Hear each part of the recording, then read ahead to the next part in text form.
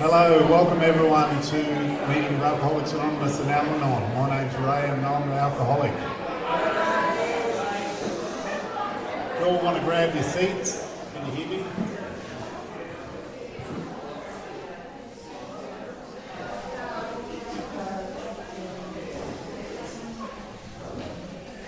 Thank you everyone for coming along today.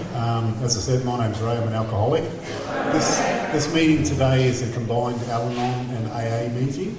So we have Pat here from ALANON who's going to do a little talk on ALANON and the history, etc. Just to kick off the meeting, I'll just read the AA preamble and then we'll start to call on some speakers.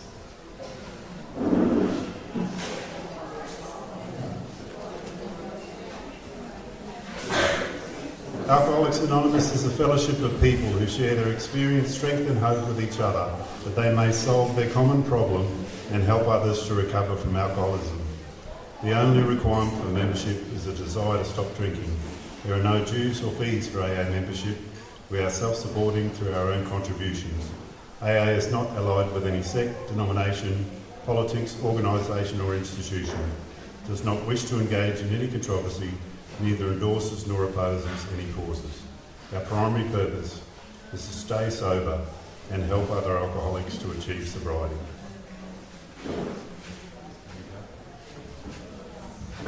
Pat from ALANON, please welcome.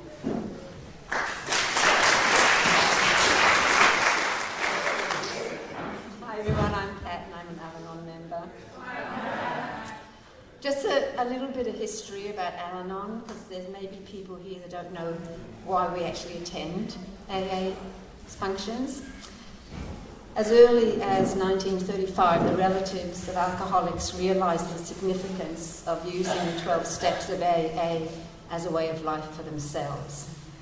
Many family groups sprang up, and Bill W. suggested to his wife Lois and her friend Anne that they open an office to provide services for these family groups. Soon there were family groups in the United States, Canada, South Africa, Ireland and Australia. To unify all these groups, they were asked to choose a group name and whether to adopt the 12 steps of AA themselves. So the name ALANON Family Groups was born. And with AA's permission, the 12 steps and later the 12 traditions were adopted as guiding principles. The first mention of Al-Anon participating in an AA National Convention was at the 1963 Australian Convention of AA held in Perth, Western Australia. AA, Al-Anon and Alateen continue this practice today. Currently, there are approximately 370 Al-Anon family groups in Australia. This disease of alcoholism is multi-generational, and those affected by it are partners, fathers, mothers, daughters, sons, and even grandchildren of alcoholics. As the Al-Anon Welcome states, the family situation is bound to improve as we apply the Al-Anon ideas. Without such spiritual help, living with an alcoholic is too much for most of us. Our thinking becomes distorted by trying to force solutions, and we become irritable and unreasonable without knowing it. Today we have a handful of Al-Anon members to share their experience, strength and hope. And so, shall I call the first speaker, or would you say? Really? Okay. So for Al-Anon's first speaker, I'd like to call Sue.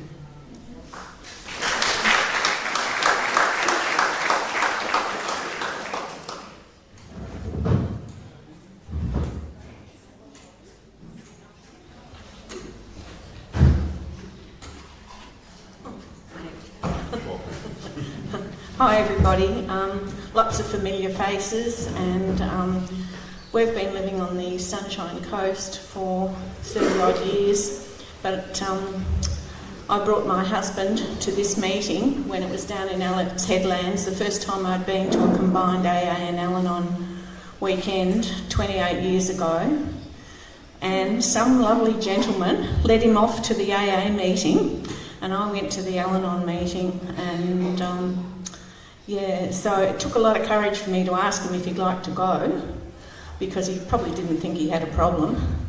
And I think he realised that he maybe could come and... I said, you don't have to say anything, just come and listen. So that was the start of his recovery and a continuation of mine. And I'm really grateful to all the fellowships and even Alateen. Our kids came to Alateen up here, and then it was down in Caloundra. It's been in different places, and sadly we haven't got any Alateen groups on the coast anymore, but they can do online meetings, and that's all with the safety precautions that are involved. But the 12 steps were too much and the traditions were too much to start off with. So when I started down in Victoria, we lived in country Victoria, but I went to Melbourne to go to a meeting out a suburb, and I focused on the slogans.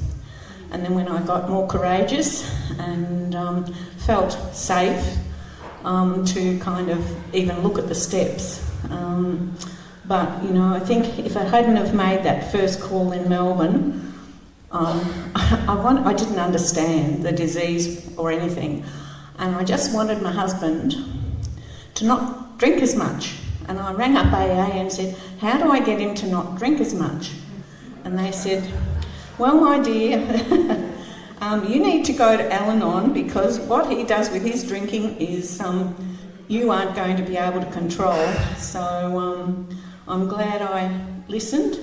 I'm glad he gave me a phone number, and I've told this many times at Al-Anon meetings, but anyway, the lady's number that he gave me, we lived 60 k's out of Melbourne, and he gave me the number of someone who lived up the street and round the corner, and she said to me 6 months later, I used to see you walking with the dog and the pusher, and I thought, I bet that lady needs Al-Anon. So, yes, whatever my look on my face was, but, you know, it was lovely, it was beautiful, and we respected each other's anonymity, and I have no idea where she and her husband are, but they both had good recovery, and that's what keeps you coming back. You see other people's recovery and you know that it is possible.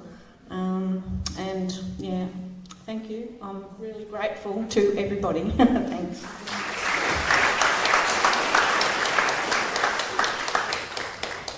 So this is going to be a bit of a God's lotto. I've got no list of AA members that I'm going to ask to share. So I'm just going to have a look around the room. And Kel, have you shared yet, mate? I'd love you to come up and share, mate. Do you mind ringing the mountain rescue? Yeah,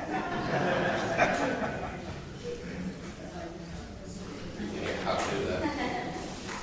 Thanks,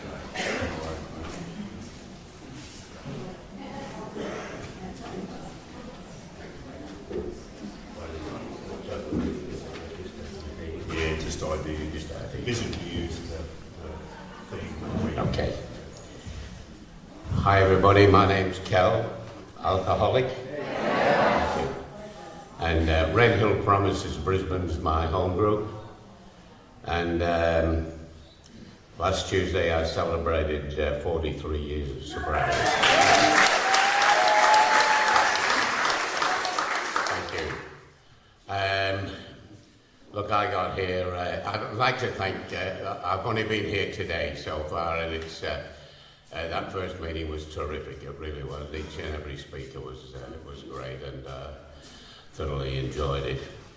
And as most of the speakers in that first meeting said, when I got here I was hopeless, absolutely hopeless, and I didn't get to AA to stop drinking. I got here to save a wife, 3 kids and a business, and the only thing that kept coming back was a thing called hope. That was all.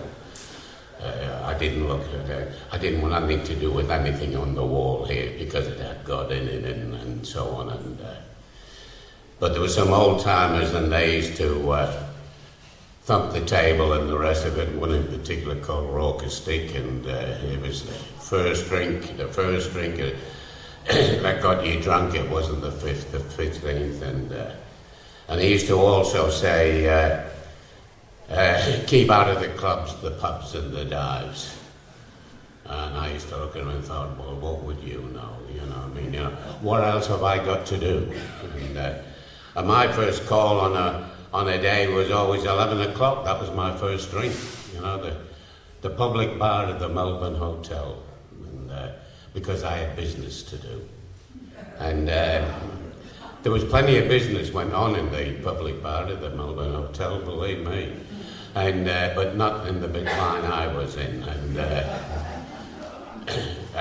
thinking I was really good, I didn't get there till 12 o'clock.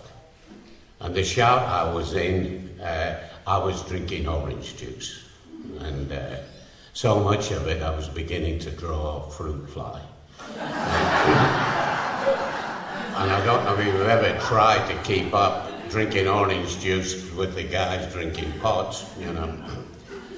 And you know, 3/4 of an hour, tail between the legs, and I'd have to get out of there because it was driving me crazy. And I had a so-called sponsor at the time, and I'd ring him straight away. There were no telephones, there were no portables in those days. I'd go to the nearest telephone box, and he picked up. He'd say, you're ringing from the same, where are you? And I'd tell him, and he'd say, Kel, you can walk from where you are to a meeting at 12 o'clock, St. Vinny's, Peel Street, South Brisbane, within 5 minutes. As a matter of fact, you know, I think I was 44 at the time. I'm 87 now, so, and or whatever it was, and so that saved my life. Instead of the Melbourne Hotel, I got to St. Vinny's, and I sat in there with other alcoholics, and particularly the guys off the Brisbane River. And I'd look at them and I'd think, God, do I want to be like them? And then I'd remember my father. He died in a halfway house in the north of England. And his brother had died at 40-year-old as a derelict in Phoenix Park in Dublin, where our family came from. And yeah, so cut a long story short, I got a sponsor, a guy called Arthur T. I was probably about 18 months into sobriety, and things still weren't going well. Things were still very foggy, and somebody said to me after a meeting, Kelly, you're still having trouble with this God bit? And I said, yes, I am. And they said, ring this guy. Arthur at the time was, I think, 83 or 84, something around that, and he didn't live too far from me, and at Oxford Park, and I shot round there, and here was Arthur, and he said, oh, let's go up the back. He had an old shed, and he went up the back, and he had a big log at the back of his thing. He said, this is where I do my readings in the morning, and it was a log. And I thought, how am I going to sit on that for very, you know? And anyway, Arthur sat me down and looked for the next thing. Arthur hadn't been, he wasn't an inaugural member of Brisbane AA, but he was in there very, very early. He knew Dan Casey and Snowy and all the rest of them. And he was a very quiet man. And Arthur used to say to me, he'd listen, he'd sit down, and I'd lose my Irish, you know, and he'd just listen, and then he'd say, whoa, hold up the horses, Cal, you know? And I'd be up there riding, or pulling up the Clydesdale, you know, and he'd say, all right, now let's settle down, you know, one thing at a time, Cal, you know, let's settle down. And it was simple. He didn't say, you know, you have to do this. He'd say, well, let's look at this. And he'd do it so kindly, so softly, so gently. And I'd look into these two eyes of his, you know, and I'd just have to do it that way, you know. There was many others too, you know. As I was walking that early path, I'd often have that wobble. But luckily enough, there was nobody either side with a bat saying, get back on, you know. It was something that just literally just lifted up my elbow and said, Kel, let's get back in the centre. But Arthur was the main one, you know. He'd say, let's talk about the Serenity Prayer. And of course, all as I knew about the Serenity Prayer was like my Hail Marys and Our Fathers wrote, you know, boom, boom, boom, boom, boom, boom, boom. He'd say, no, let's sit down and let's talk about the first line. What does it mean? And so it'd go on. We'd talk about, somebody just mentioned the slogans, you know. And we talk about that. Kel, it's first things first, you know. Let's just. How important is this? And then we'd slowly get into the steps. Young Maddie said a very important thing this day. She talked about that, the door closing and the other one opening. The way it was explained to me and the way I explained it there is these steps have levels, and so have the traditions, and so have the concepts, and so has the big book, and all of our readings as levels of understanding. Please don't interpret that as levels of intelligence. It's levels of understanding. We've all done it. We've picked up, oh, didn't read that the same as last time. With the steps, I think, and suddenly it's a different understanding. All that we've simply done is we've stepped out of a comfort zone. We've been in a comfort zone for so long, and it's nice being in a comfort zone. Sometimes it's still hurting, but we still want to be there. But we move out of it, and we think, well, let's move into that. And after a while, you know, it's not just AA, you can do it in your life. You move out of the comfort zone. In other words, you have enough courage to take the step. That door opens, one door closes, another door opens. If you've got enough courage to step through, you know what? You've had a better life. Thank you for listening.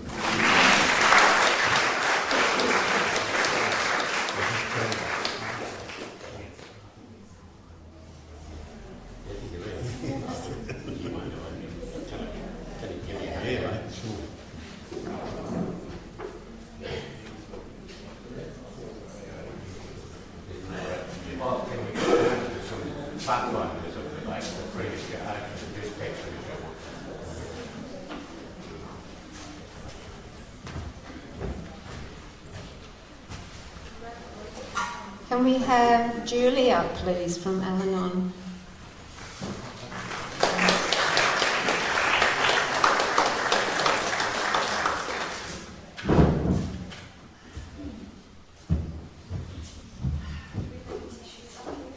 I think I might need a tissue or two.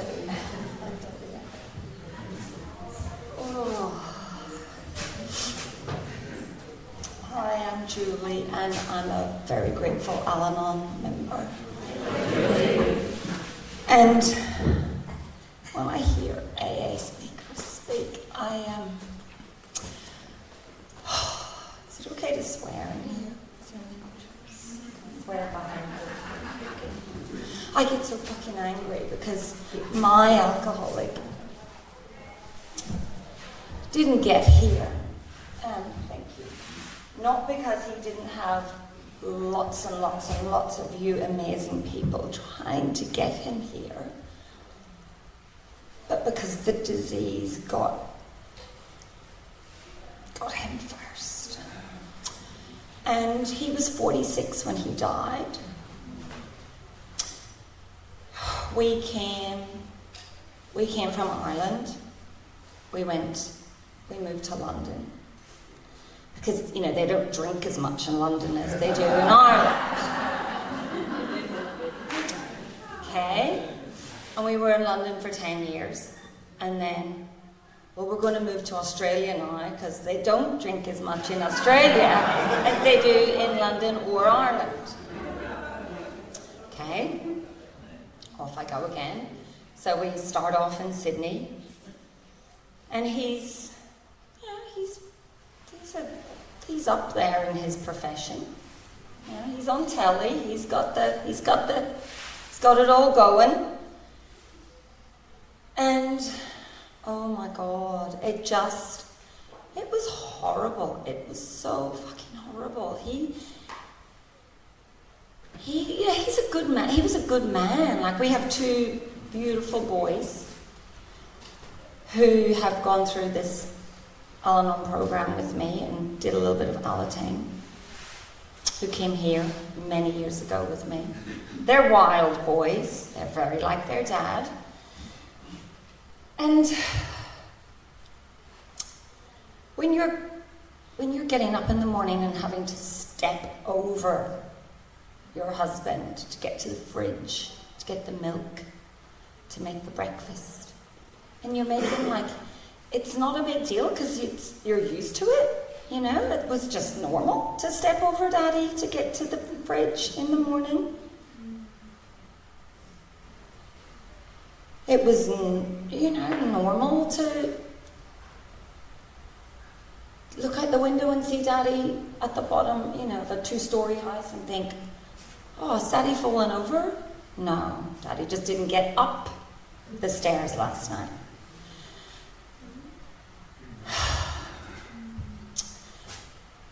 You know, that shit sticks in your body. That stays with you. So, let's go to Queensland, because they don't drink as much in Queensland as they do in Sydney. Okay, right, so now we're in Queensland. And it was bad by the time we got to Queensland, like, it was bad.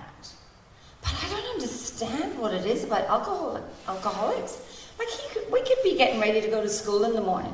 We're living on the sunny coast, getting ready to go to school. He's like out for the count, outside. Like, check a pulse, he's dead. We get in the car to get to school. I swear to God, by the time I get from here to the gate, he's speeding past us on an electric scooter to get to the fucking bottle shop. He was dead 5 minutes ago, and now he's speeding past me. Like, Jesus Christ. Mummy, is that Daddy going past? Yes. That's Daddy. You know, that was our life, our whole fucking life. You know, I'd be stopped in the car by the police. Oh, pull over, kids in the car. Oh, sorry, I thought you were. No, it's not. Oh, we're only trying to save his life, you know. Thank you. Yeah, because he was a freaking celebrity. Yeah, get off with it.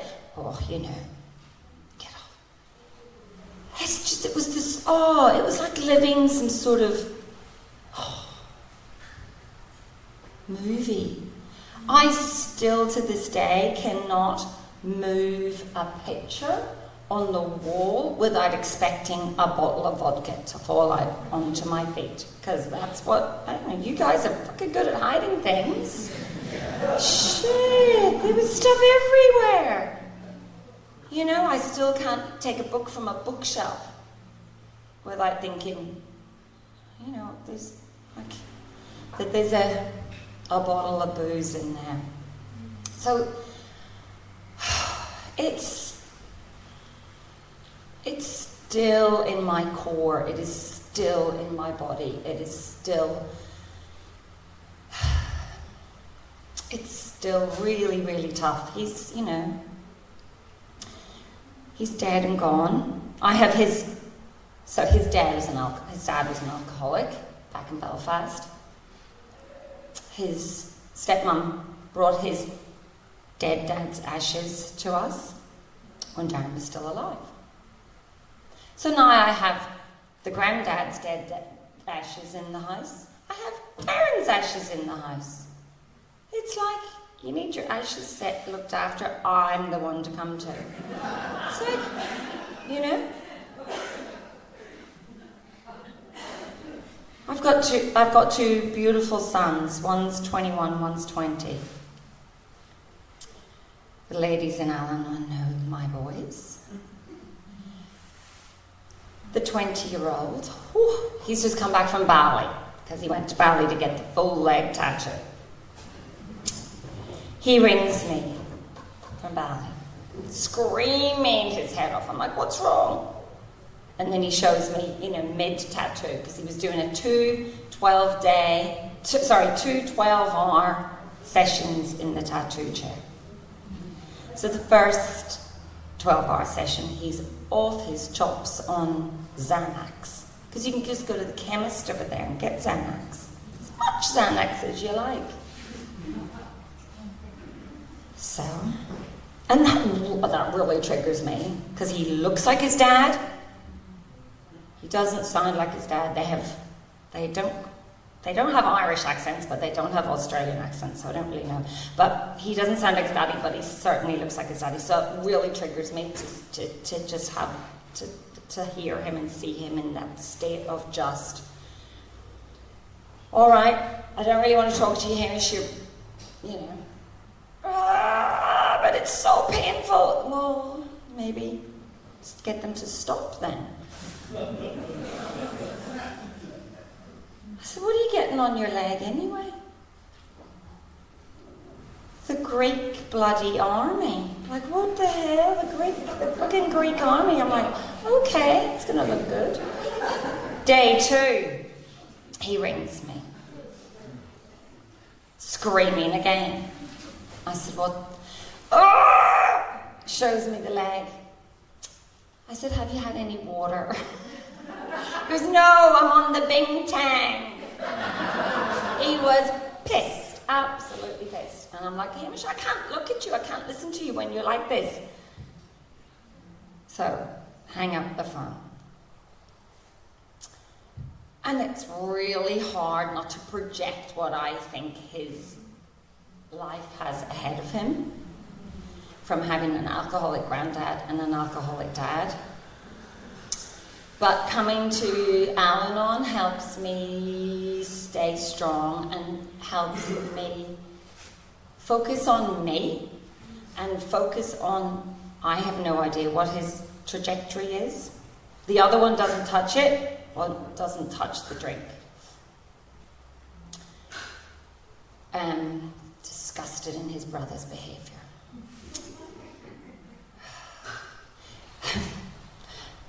The young one wanted to get a tattoo of his dad's face after his daddy died. And the old Angus said to him, oh, that's disgusting. Imagine when you're an old man how daddy's gonna look on your arm. Like, oh my God. So he didn't. He just got, the name and the date. So they were just hitting teens when their daddy died. And, he hit rock bottom. He was found by a tree, taken into hospital, put into intensive care, and got a blood clot to the heart and died.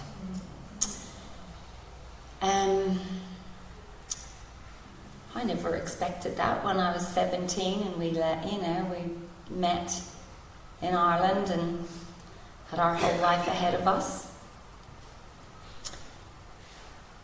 So it's a horrible disease, and I'm so grateful for every one of you who are here who has found these rooms and who are sober, and I congratulate you, and I wish that he had have got here.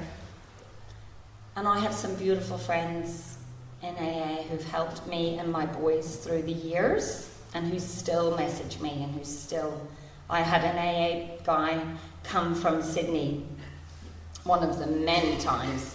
Darren ended up going into rehab many times, and he came to Queensland, and he was from Sydney, and it was summer, so it was really hot and really sticky, and he was driving Darren somewhere, and we didn't have aircon in our car. And he was just like, oh my God, it's just so typical of an alcoholic not to have aircon in their car. Because, who needs aircon when you need to spend your money on the vodka and the beer and everything else? And I was like, yeah. He didn't have a license. He drove anyway. It's a crazy, crazy, crazy disease, and I'm so freaking grateful that I have got my little tribe down there to help me through the days and the nights and the moments and the years. I've been coming to ALANON for years, and I don't know, 20 years maybe. So yeah, days like this are really special. So thank you for being here.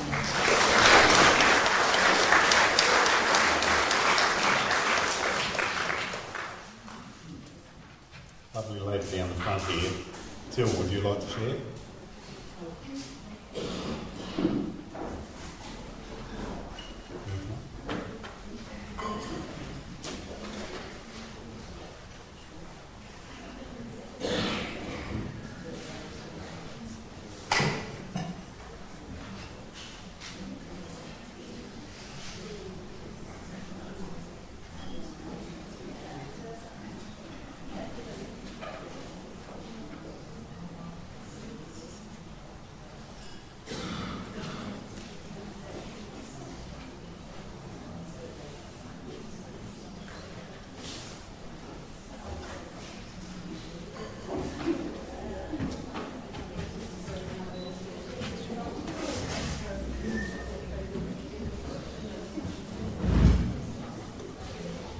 Good morning, everybody, and I'd like to thank the committee for putting this on, and they're always a great time, and so I'm just so grateful to be here and amongst you all and listen.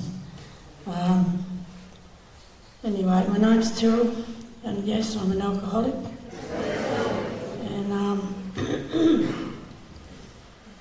the disease of alcoholism has been rife through my family, and there's 12 of us, and I think it's about 11 of us are alcoholic. Half are dead now, but some of us actually got to AA and stayed in AA, and but I have a lot to be grateful for this program. And all you people who are in it, who get up, they share their story, and that's how I learn. I came in when I was 28, and I'm now 75. I was going to say 25.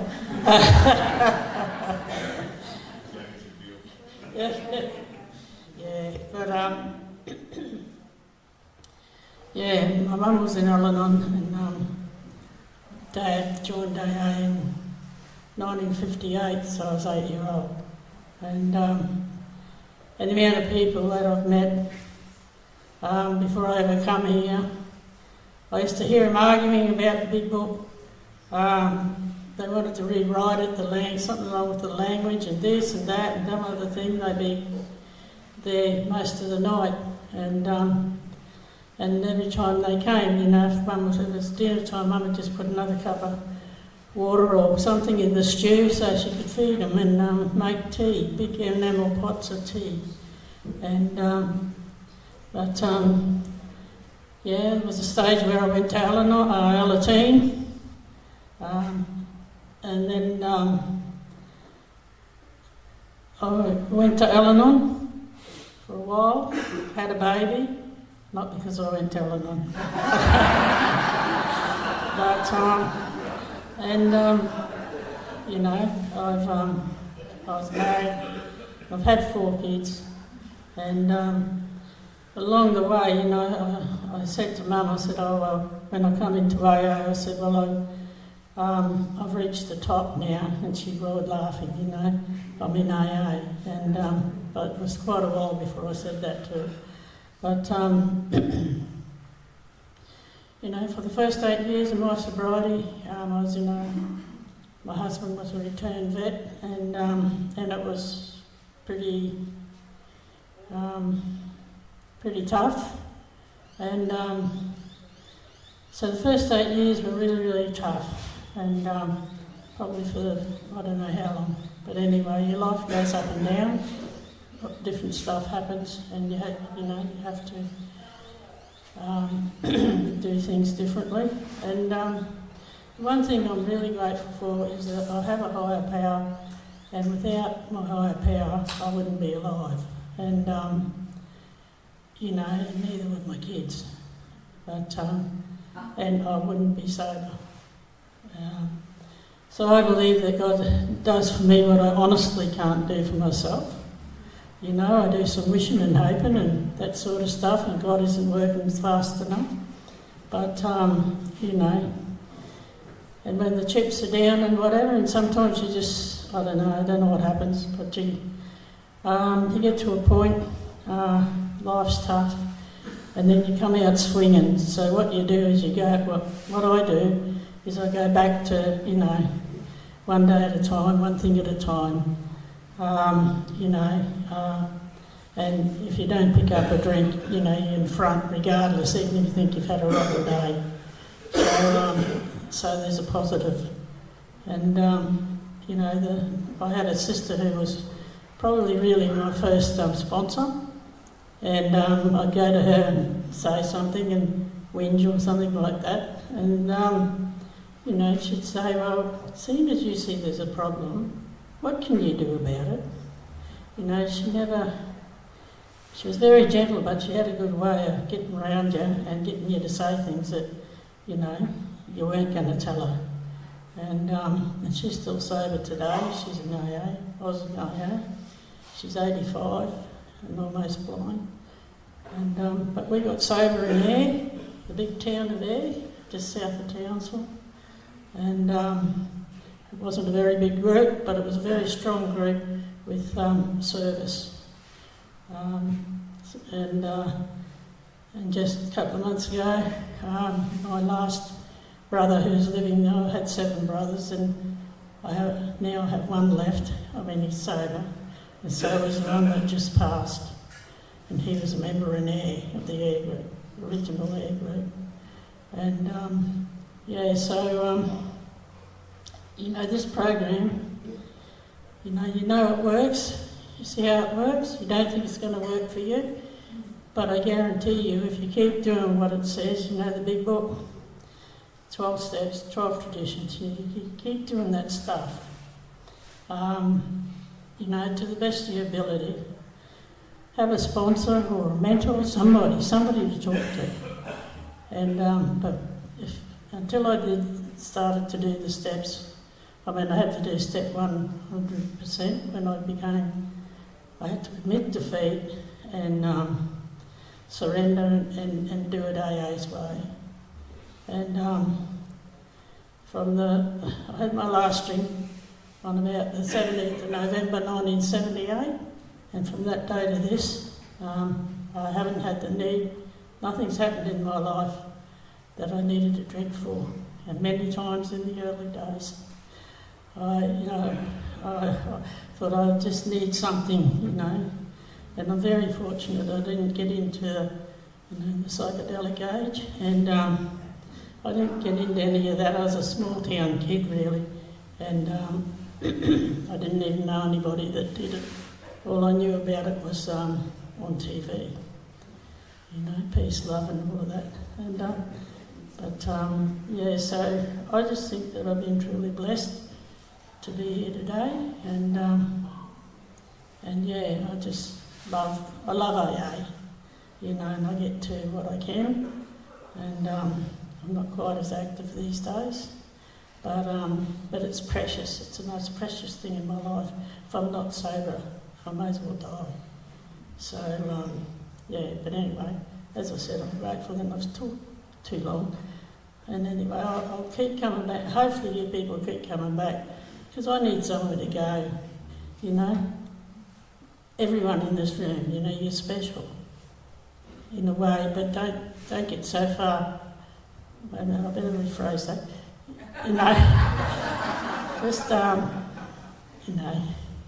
Sometimes I used to feel so sorry for myself. I'd just about choke, and then I'd think, down the line, well, other people have got to listen to this. Oh, no, it's terrible. The beautiful thing is you become aware of your own behaviour, and I had to change. No one else had to change. It was me. I'm responsible for what I do. And anyway, thanks very much. Keep coming back.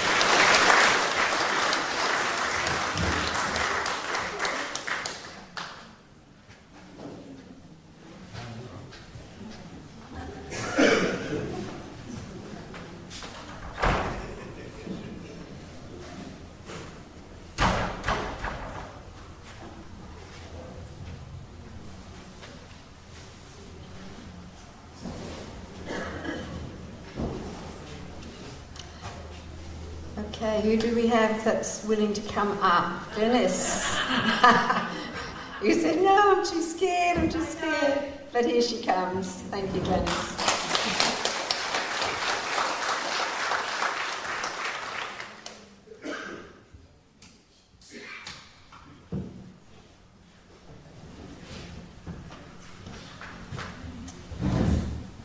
Hi, I'm Glynis.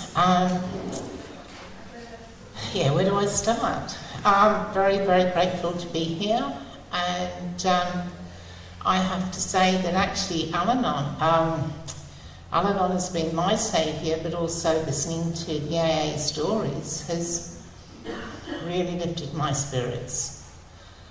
The alcoholic in my life is my son.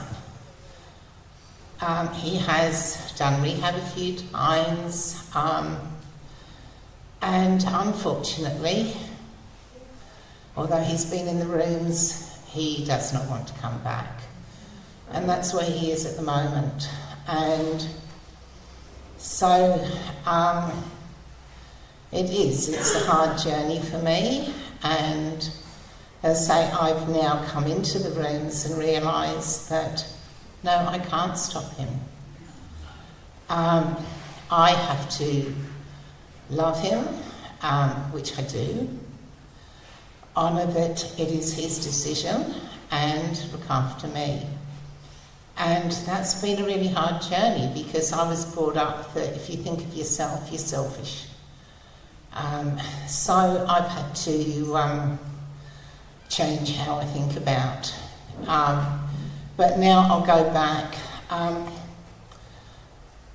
He was diagnosed as high-functioning autism, so he never actually fitted into anything. He self-diagnosed. He was a square peg trying to fit into a round hole. And so he got in with all the people that said, you do this and we'll be your friends. When he got into petty crime, where were they? They certainly weren't beside him, or, they were nowhere to be seen. He self-medicated, so there was drugs and alcohol. And I genuinely thought that drugs was the main thing. I did do a meeting with ALANON, listened to all the stories and thought, I haven't got a problem. All these other stories are horrific. Mine is nothing like this, so I never went back. And one of my many experiences in court is solicitor turned around and said, you know what, Glynis, it's not drugs that's the problem, it's alcohol. That was the one constant. Drugs he could give up, no problems. Alcohol, no. He put himself on the street, and I supported him.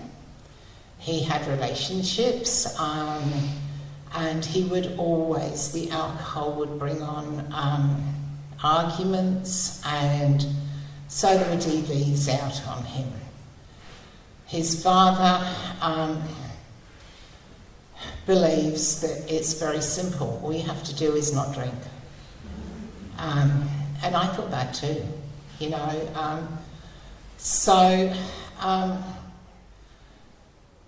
we went through a lot of shame. I never talked about it. I kept everything to myself. But there was a lot of conflict in the house. And while I was trying to support my son, my husband was putting him down. And then it got to the point that the arguments would happen. Every time my son was drunk, the verbal abuse was just horrific against my husband. So here I am in the middle trying to keep the peace. And of course the police get called in. Who goes to jail? Not my husband. The fact that he has said really cruel things, that doesn't count. And then, so we had that. And then it was a revolving door, because my husband would say, oh, he can come back. And I'd be going, no. And the same thing would happen, and it happened about 3 times, and it happened again recently. And on one of the times when I said no, he was at Backpackers. Oh gee, you wouldn't put your dog there, but that's okay. He was quite happy there because he could drink all day, all night. And then I went round and his mum, I'm sick. And yeah, I'll take you to the hospital. Yeah, he was sick. He was that sick that, and he wouldn't keep the oxygen on. So they put him in ICU, they put the tubes down. They told me he had 15% of living. And this was only 3 years ago. He had influenza A. You know, it was when COVID was rife. And so 25 days, he still had those tubes down. They could not take them out. Every time they went to, something else would fail. He was on dialysis, and eventually they turned around and they said, look, we have to take him out. They took the tubes out and they said, he won't be able to talk. Well, did they have a shot? He came out talking. He tried to get out of bed, and they couldn't keep him in ICU, so they put him into the main part of the hospital, and guess what? Not long after, there he was getting a cab to the bottle shop, and so he got kicked out. You know, they were going to do a rehab program, everything, but no, he got kicked out. And he came back home, and I'd sort of been there every single day. I booked on this cruise, and you know what? I wasn't in ALANON then, but I did it. And so what happens? He gets COVID, but that's okay. He got through that one. And so things did go reasonably well for a little while. In between, we have had rehabs, which he did really well until he didn't. And I would get to the stage where I thought I could handle everything, and then I realised I couldn't. On one of the rehabs, they actually said to me, Glenys, go to ALANON. So yeah, ALANON's going to cure him. And I read the Serenity Prayer, and I've known it all my life, but it is the first time that I realised the Serenity Prayer means, who can I fix? Me. So I started to really listen. I changed how I thought. I stopped giving in, and I put a lot more boundaries, and oh boy, did life get hard. Neither of my men liked it, but it was better for me. And when I really couldn't cope, I had ALANON. And then if I lost it, I still had ALANON, and nobody judged me. You know, it was just so great because people understand what you're going through. And then again, it was this year. He was back home, arguing with his father. Police come round, in jail. He got out, and I was determined this time he was not coming home. And I actually said, I cannot do this roundabout again, and I'm not prepared to. So he got sick again, into hospital. Again, the tubes. That was for a week this time. He came out, and I have to say he is a brilliant manipulator, but I stayed strong. He was not coming home.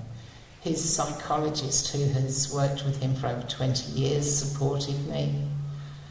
And of course he is on parole, and the parole officer apparently was supporting me again till he didn't. And mental health wouldn't have anything to do with him because he's an addict. He hasn't got a mental health problem. And I couldn't get this through, and I've been on this before. And the social worker just turned around and she said, well, we've got to discharge him. And I said, well, he's homeless. And she, we've got him a place. Well, no, they didn't. And then she said, well, we're discharging him. And he was going to jump off the car park roof at school. And all of a sudden he's in mental health. And then he was discharged from there. And can you believe they did ring his parole officer? Yeah, he can go back home as long as he doesn't drink. Because his DBO is 0. The police come round and they test him. And the system expects an alcoholic to be 0. The education, it's laughable that, the system genuinely believes that is a reality. So then my husband said, yeah, he can come home. So the bitch is up at 2 o'clock in the morning with a breathalyzer. And I said, I don't want to go through this again. You cannot come in until you're 0.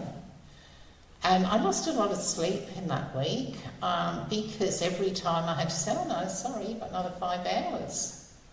So he might as well have been homeless. But I knew I had to stay strong because it was my health that was failing as well. And so he actually, he had options. He could do rehab, or he could find somewhere to live, or last option, the streets. And he even said he was not going to do rehab. If he couldn't get a roof over his head, streets was a better option. So when he realised that I was, quite strong on this, he actually chose to live in a caravan park. The sad thing is he's already got cirrhosis of the liver, and he is totally paranoid. And I get phone calls every single night.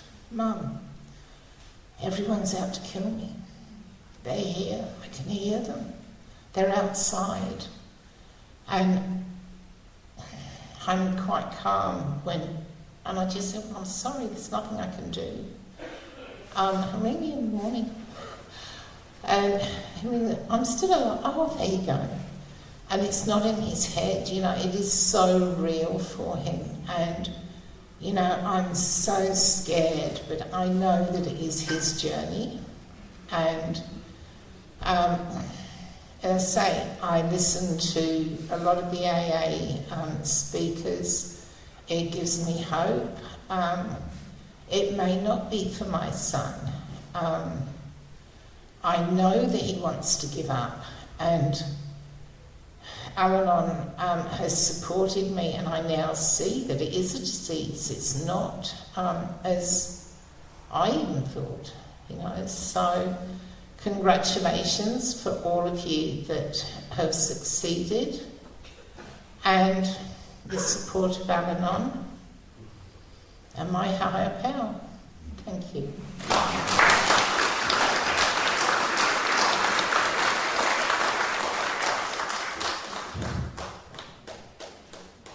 Okay, God's motto here.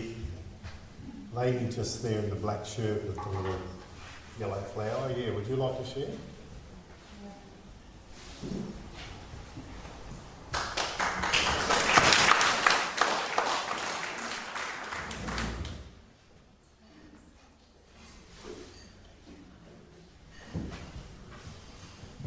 Oh, hello everyone. My name's China. I'm an alcoholic.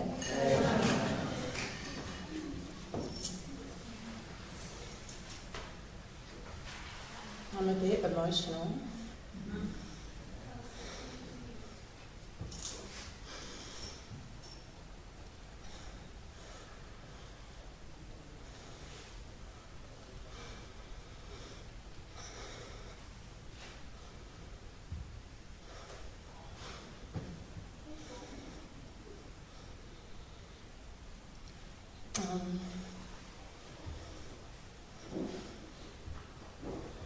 I didn't do Al-Anon until recently, and not a lot of it. Both my parents were alcoholics. My brother was an alcoholic. And my sister, she's heavily medicated, and she's the only one left. And I was directed to AA when I was 17, and I was in detox by the time I was 20, and taken to a meeting. And I had 3 days up, and I said, I'm China, I've got 3 days. I'm not an alcoholic, I'm an addict. And all these people, and I started crying, that's what I said, and all these people came up and hugged me. Oh, I said, my parents are alcoholics, I'm an addict. And my first thing was drinking, but I drank till I passed out. And I'd watched my mum be pushed out of moving cars and beaten for not doing dinner, and to go into hospital and women's refuges, and I'm like, and told all about what she was doing when she was drinking and beaten because of that. And I was horrified of that happening to me as a woman, so I did other things. I drank as well, but from 15-ish, it was daily, and I was out of home and on the street at 17. And that's when I was told to come to meetings, and I didn't make it back in here properly until I was 36, so that was 20 years. And I came in because the day before my brother had overdosed on prescription medication. The day before he was meant to see his children, he'd moved to Queensland to be with them.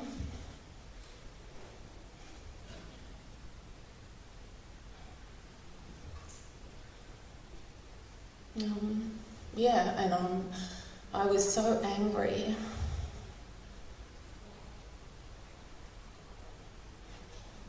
Because, he was like my best friend, he was like my father, he was like my son, because we looked after each other, because my parents didn't. And I wanted to keep drinking. I had 2 children, I was married.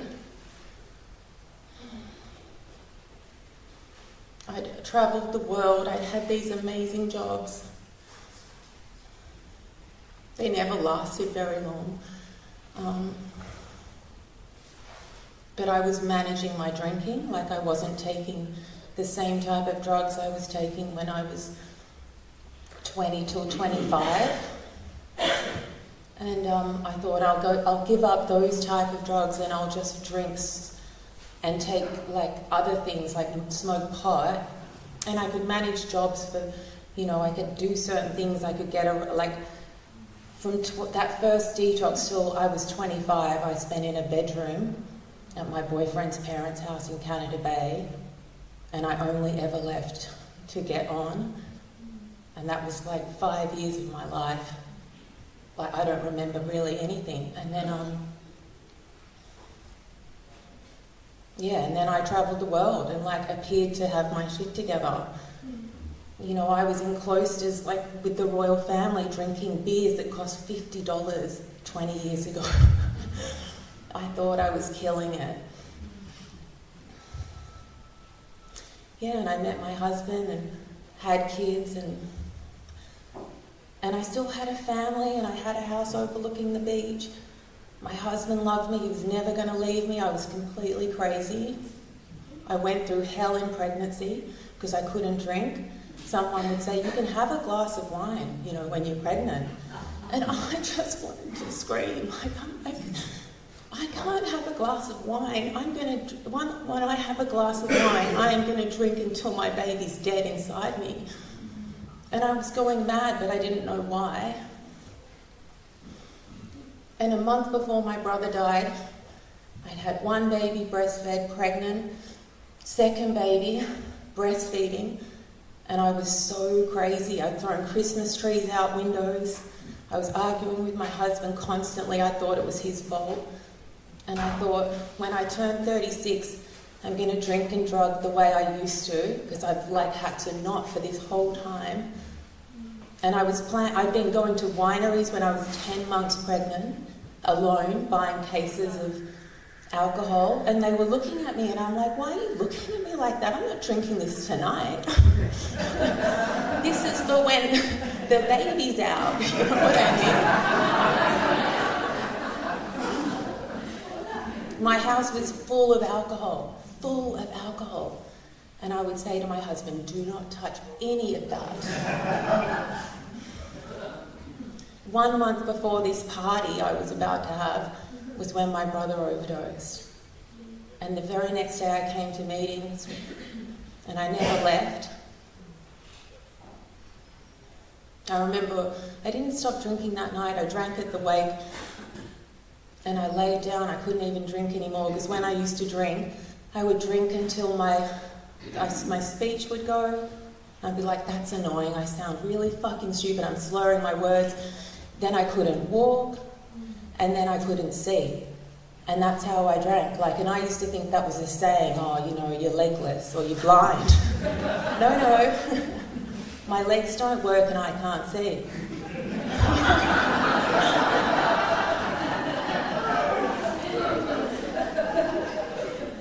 Yeah, but I laid on that ground. I couldn't drink anymore. That's how I was. And I wanted the grass to open up. I thought, fucking kill me. But I had 2 kids, beautiful children. And I remember thinking, I was doing my bargaining, saying, can you take my husband and bring my brother back?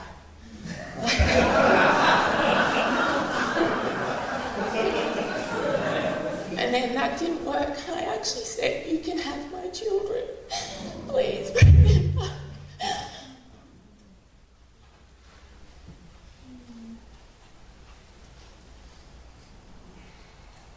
So I stayed here. I was so angry. I couldn't get any of it. I don't want to talk for too long. I'm so grateful for what I heard today and yesterday and last night. I was at that meeting on the Northern Beaches when you brought your husband in. I was in his home group. I was a member in Avalon when he got time up. I'm so glad I stayed. And I didn't understand any of it. And I did everything wrong. But people loved me, even when I was so angry. and I have these women and people and men in my life from these rooms. My children love me. I wouldn't be able to mother them when I'm not in these rooms.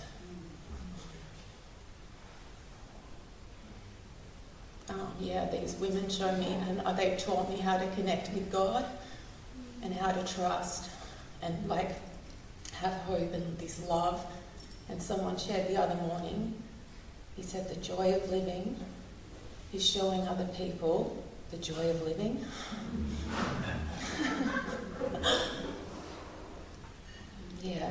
Thank you so much.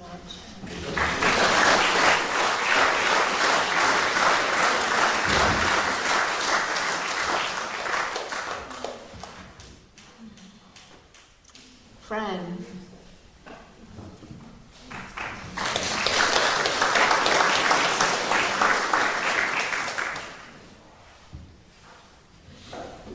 I'm already crying.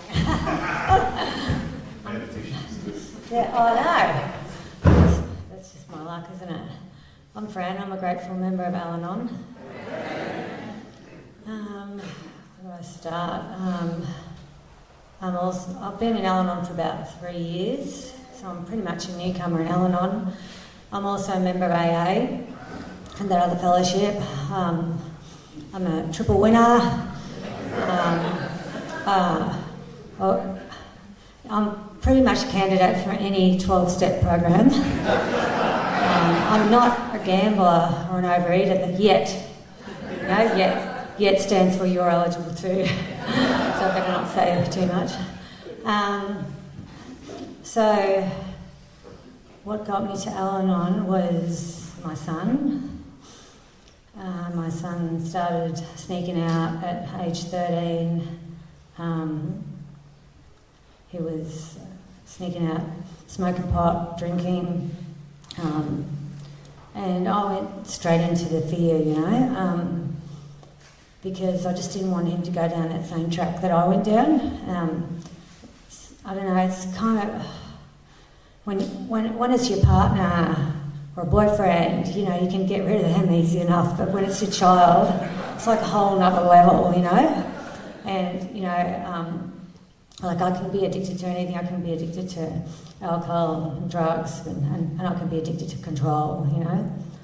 And I went straight into the control mode and tried to block off the doors and all sorts of things and crazy stuff, you know. And you know, I'd find him missing and I'd be messaging and ringing and, you know, spam calling him. He calls it. Stop spam calling me, you know. And you know, at that time he was like a really promising soccer player, going to he had a scholarship to a soccer academy school, and he was the best player there. And then that all went to shit because he got expelled for selling a vape, and that was just it affected me more than it affected him, you know. You know, I remember having a big argument with him one night, and you know, I had 9 years up in AA and the other fellowship, and he punched a hole in the wall, and it was like midnight, and I didn't feel like I could call anyone, and I just wanted my head to shut up. It wouldn't shut up, and I ended up, like, I had gone and gotten him this medicinal marijuana, trying to control him, and I had this medicinal liquid as well, which was like the next resort if that other stuff didn't work, and I just wanted to go to sleep, and someone had told me they had 2 drops of this medicinal marijuana, and it they slept like a baby, and I thought that's what I need, you know, because I had no alcohol in the house, I had no sleeping tablets, I felt like I couldn't call anyone, and I just wanted my head to shut up. So I took a couple of drops of this medicinal stuff. You know, I never ever liked marijuana, you know, even as a teenager, I never liked it, and made me paranoid. And two drops didn't cut it, so I had 2 more drops. Next thing you know, I'm in psychosis, and it was horrible. And I just got straight on a meeting the next day and reset my clean time, lost my 9 years, and lost all these service positions that I had that required clean time, and I went to Al-Anon, you know, because I was desperate, you know, and I remember, I'll get emotional now, I just used to cry at every meeting, you know, but I found hope, you know, hope, hold on, pain ends, and in the rooms of Al-Anon, and so I just kept going back, and you know, like things didn't change that much for a while, you know. I did the steps in Al-Anon, and I did them really quickly because I just wanted it fixed, you know. And I remember making amends to you know, mothers that I'd rung up and abused, friends of his mates, mothers, you know, and then just going to do it again the next week, you know. Like I just, I don't know, probably wasn't well enough to do step 9 at the time I did it. And I've kept going to Al-Anon, and things have gotten better, you know. Not so much with him, but more with me, you know. He's 17 now, and I've managed to get him out of my house. Last year was pretty intense. He was, I was working for child safety, and he's selling drugs from my door flat out, you know. And I'm looking on my phone at the camera, and the door people coming to and from my door, thinking, oh my God, what am I going to do?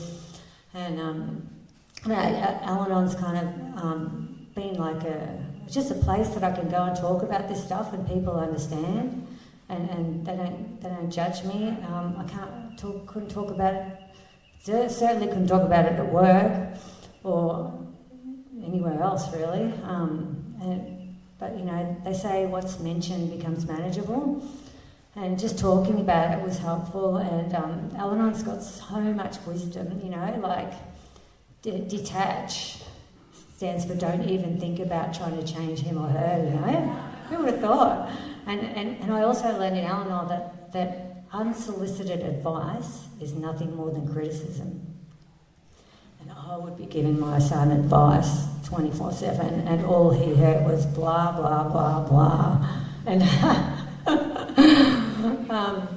so yeah, I kicked him out. He went into like a resi for a while. He didn't toe the line there. I took him back, kicked him out again, let him back, and finally, just like a few months ago, I kicked him out, and like 'cause he smashed up the house and you know, just really abusive towards me. And I'd call the police, and they'd say, well, there's nothing we can do because he's under 18, you know. And so I kicked him out not that long ago, and he's managed to find a house to live in now, you know. He's living his best life, you know.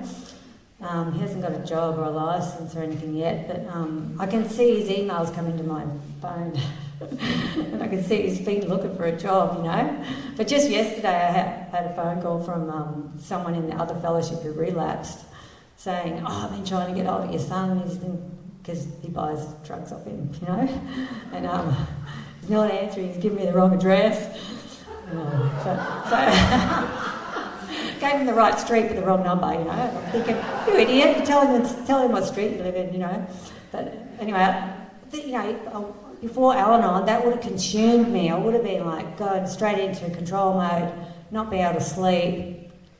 But you know, I just laughed about it and shared it with a few friends, and I hadn't thought a thing about it until now. You know, like this program has just helped me so much. I love the sayings, you know, the 5 Gs: get off his back, get out of his way, get on with your life, give him to God, and get to a meeting. The 3 Cs, I can't control it, I didn't cause it, and what's the other one?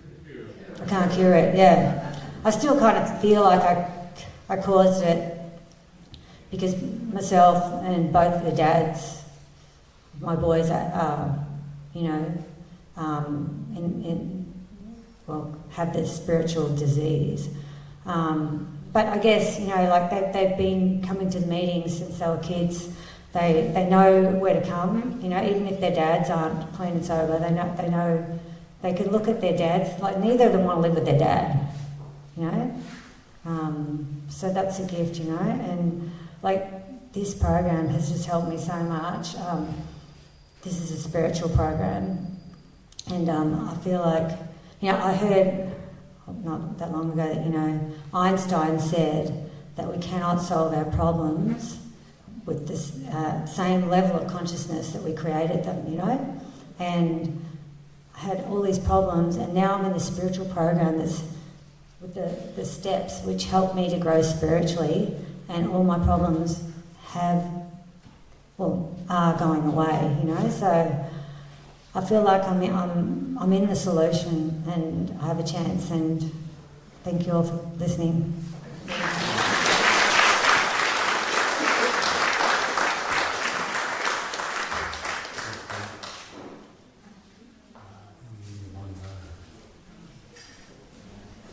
How about the fellow in the red shirt just in the aisle there? Would you like to come up and share, mate? I'm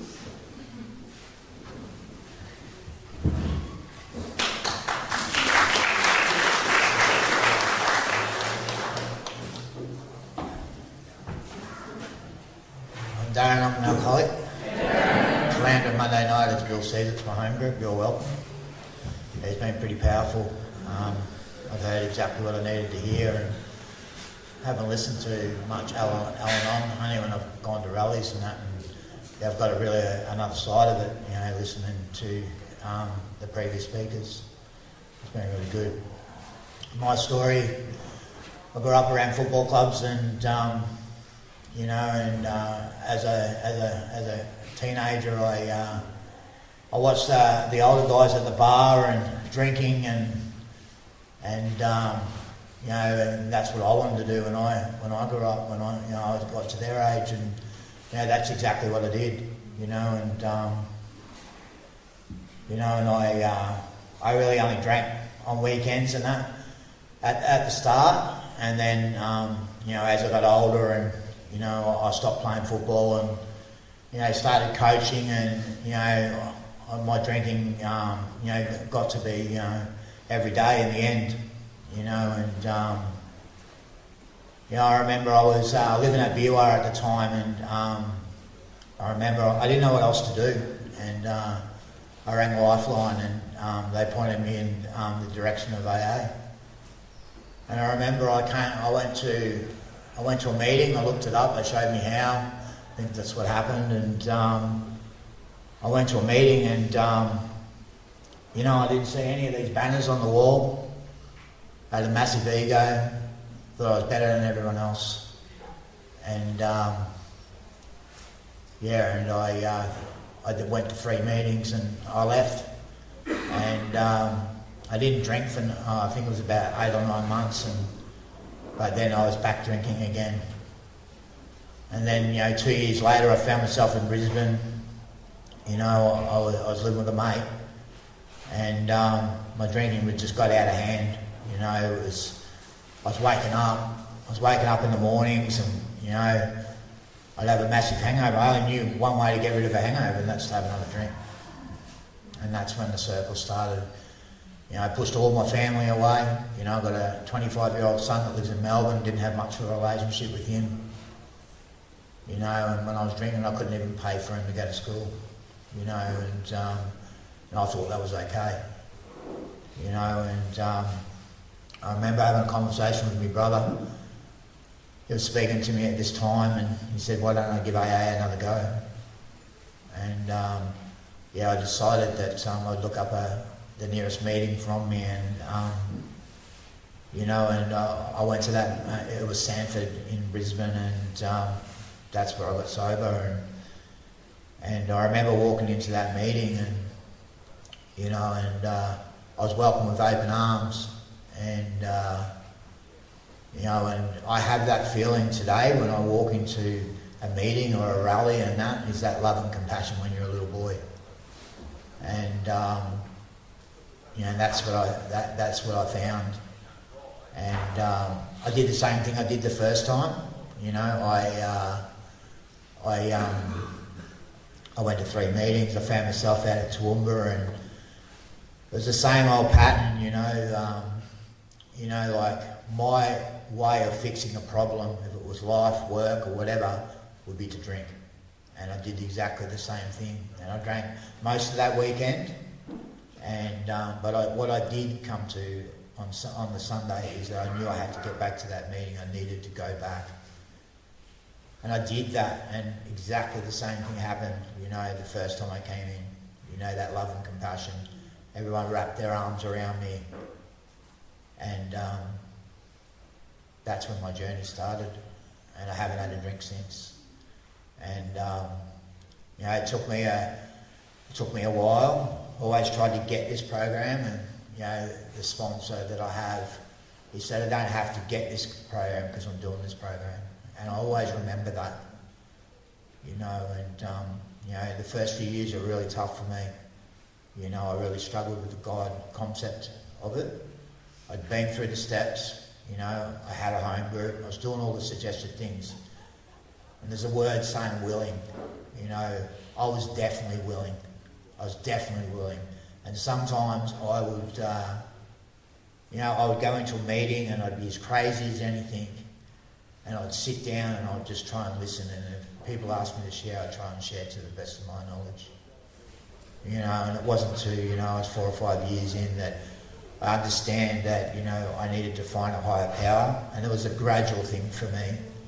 You know, and today I have a very, very good connection with that. You know, and, you know, I'm just grateful for AA. You know, I have my family back in my life. You know, I'm babysitting or house sitting a house. Someone's trusting me to look after their house, and no one ever trusted me when I was drinking, you know, and yeah, and I have a great relationship with my son, you know. You know, I was talking to a fellow member before the meeting, and, you know, when he was up here and he was drinking and drugging and he moved to Melbourne, and, you know, I have a really, really solid relationship with him, and, you know, we talk on a regular basis, and he tells me he loves me. You know, and I'm very, very grateful for that. You know, I have a good job. I have a really good life today. I mightn't have everything I want, but I have everything I need. Yeah, I'm really grateful, you know, for this rally. And I came last year, and it was really good, and I expected it would be exactly the same. So just thank everyone that's been involved to get this rally off the ground. Yeah, so I'm grateful to be here. So thanks for listening to that.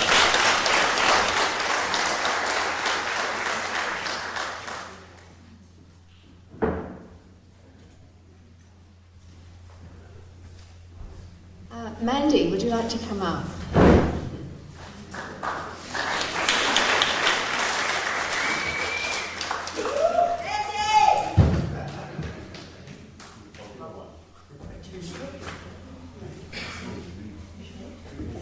Hi everyone, I'm Mandy, grateful member of ALANON. Great to be here. Thanks to the committee for all your hard work putting on this weekend, and thank you to AA for inviting ALANON to come along. I love Alcoholics Anonymous. It has been part of my whole life.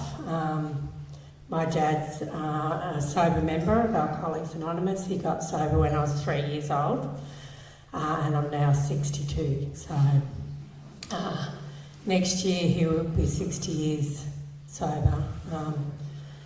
So Mum and Dad went to AA and Al-Anon, and we grew up in these rooms, and I'd like to say that it was happily ever after for our family, but it wasn't. And you know, I couldn't put my finger on what was wrong in that home. And I made it my mission. You know, my head can't stop thinking, how am I going to fix this family? You know, that's my disease, is that I get into, you know, Mrs. Fix, Manage and Control. And I reckon I started at the age of probably 5, trying to do that. And I did it by trying to be the good girl, because the other kids were naughty. And I knew that that wasn't going to, that didn't win any brownie points. And it just made Mum and Dad sad and angry when I misbehaved. So I was a good girl. I tried to do well at school. I tried really hard to lift the mood in that home. I tried to be funny and humorous, and I did everything I could in my power to try and fix Mum and Dad, and I'd do all the housework, and I'm doing it. I'm fixing this. It's my mission, and I failed. I failed miserably, and by the time I got to my teenage years, I just hated them, and I thought, I'm gonna do life differently. I know how to do it better than them. I've got all the answers. They divorced when I was 19, and my whole world came crumbling down. And that was pretty hard. We were in a small town in country Victoria, and they were Mr. and Mrs. AA and ALANON, and nobody knew what was going on in our home. My dad was a street angel and a home devil, and my mum was a passive controller. She did nothing about it. She tried to stay quiet, and she tried to manage the whole family by being that way, and I can understand that today. I couldn't understand it at the time. So I went out into the big wide world, and I'm going to do it different because I know all the answers. I know how to fix, my life. So what do? I go out there and I get pregnant to a man in Alcoholics Anonymous, and he leaves me when I'm 5 months pregnant, and I'm building a picture here. I haven't got very good, opinion of people that go to AA, because my dad was a home devil, and my first, the father of my first baby he left me when I was five months pregnant. So I need a man in my life that's, that can drink responsibly, and so when I'm like a single mum, I'm working in a bar because I can work around babysitting. My sister babysat my daughter, and I'm working in a bar, and Chris rolls into the bar, and I think I've met the man of my dreams. He's running a business with his family, and they seem pretty functional, and I think he goes to work every day. He brings home his paycheck. He's got dreams and aspirations like me. He wants to take on my daughter, so straight away I think I've hit the jackpot. So we were together, we got together, we were together a year, we bought a house, we get together another year, we got married, we were together another year, we had another baby, and we together another year, and by that time I was back in Al-Anon, and I'm leaving him. So 4 years with active alcoholism, and I'm leaving, because I can't manage this guy. I can't get him to drink the way I want him to drink, and I can't get him to come home when I want him to come home. I rolled up to work to do night shift one night because I was nursing, and I had to do night shift at a nursing home. They said, you can't have a day, you can't have the night off. We can't get anyone from agency, You're going to have to bring your daughter, and I was pregnant with our son. And I get there, and here he is sitting on the pillar out front, blind as a maggot, and says, I'll take her, I'll babysit, I'll take her home. I said, you're not taking her home, And so a lot of things like that happened. So, I got tired. In the end, I just was able to get the courage. I think Al-Anon gave me the courage to know that I couldn't change it, and that, if I wanted to have a life for me and my kids, I had to get out. And so I told him I was leaving, and he rang me up. I was at my sister's and he said, I'm going to Alcoholics Anonymous. And I said, oh no, good for you. Good for you. That's not what I want. Like, good for you.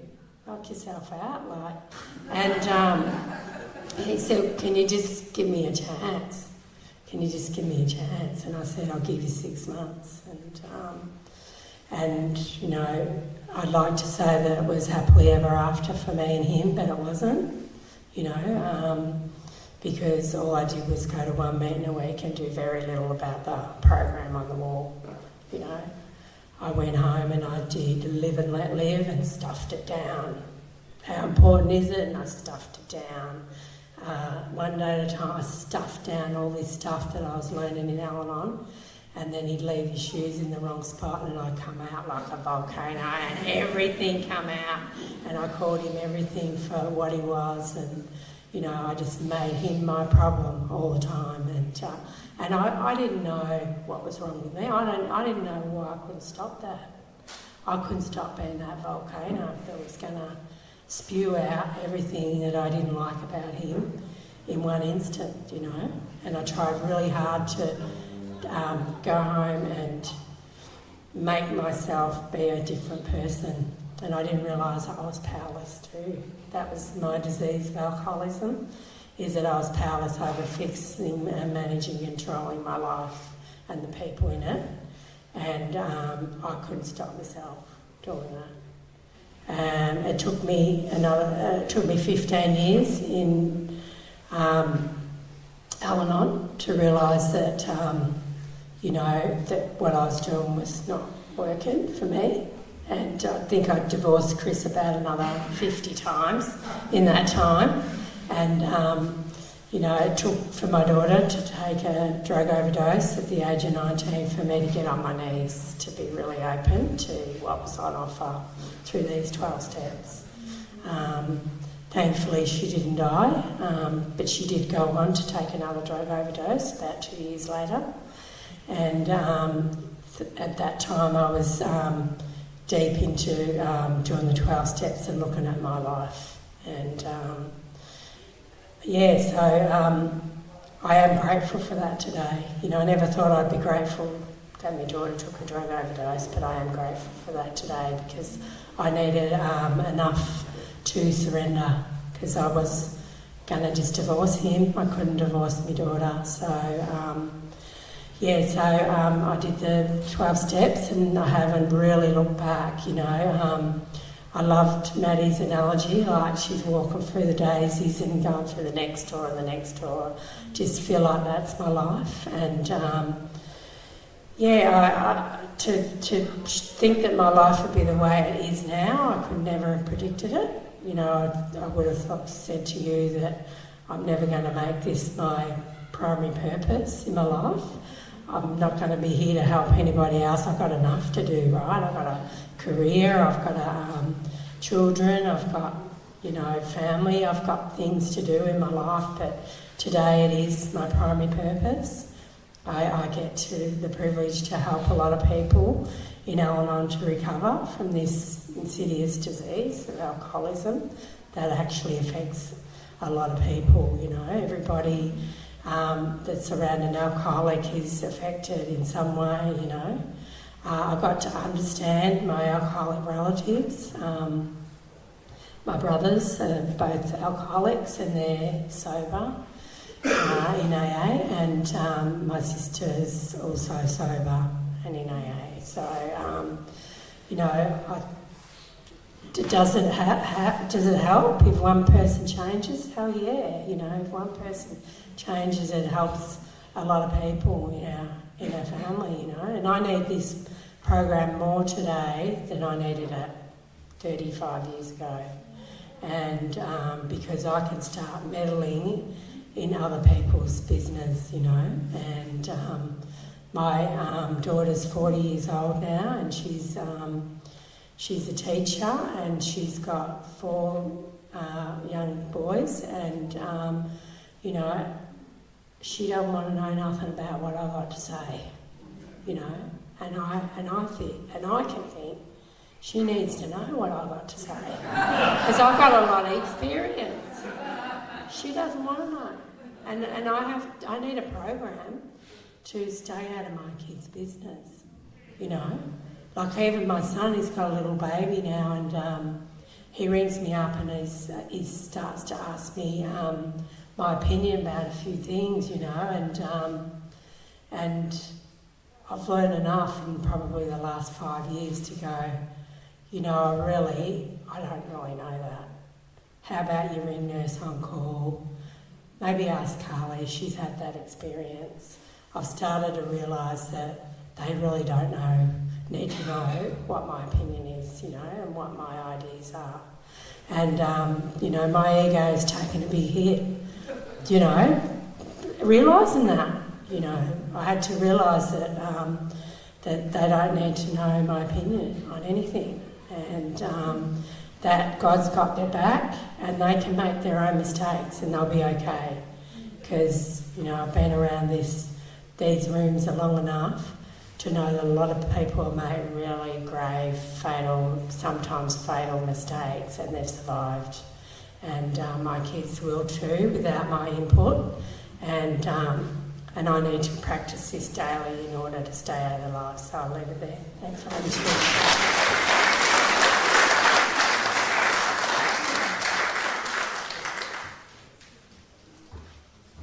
Well, thank you everyone for all participation in the meeting.